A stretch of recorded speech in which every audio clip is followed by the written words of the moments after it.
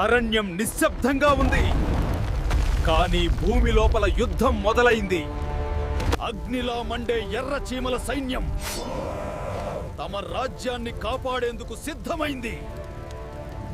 చీకటిని ఆయుధంగా చేసుకున్న నల్ల చీమల సామ్రాజ్యం ప్రపంచాన్ని జయించడానికి దూసుకొస్తోంది.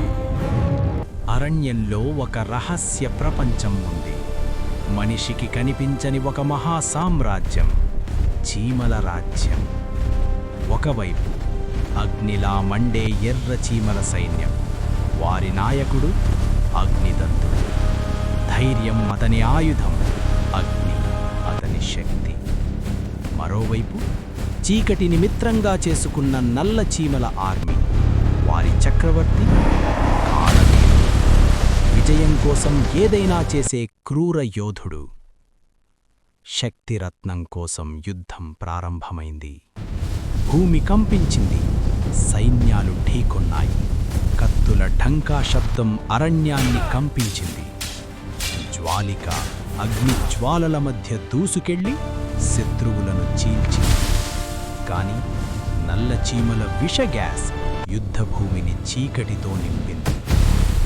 ఆ సమయంలో అగ్నిదంతుడు ముందుకు వచ్చాడు. ఈ యుద్ధం శక్తి కోసం కాదు, మన గౌరవం కోసం. కాళవీరుడు భారీ గొడ్డలితో దాడి చేశాడు. అగ్ని కత్తి అతన్ని ఎదుర్కొంది.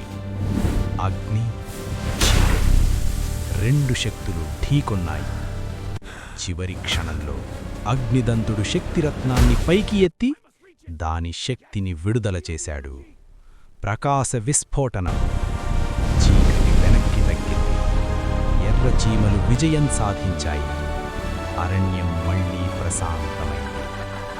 కాని దూరంలో ఒక కొత్త నీడ కదులుతోంది. యుద్ధం ముగిసింది కాదు, ఇది మొదటిది మాత్రమే.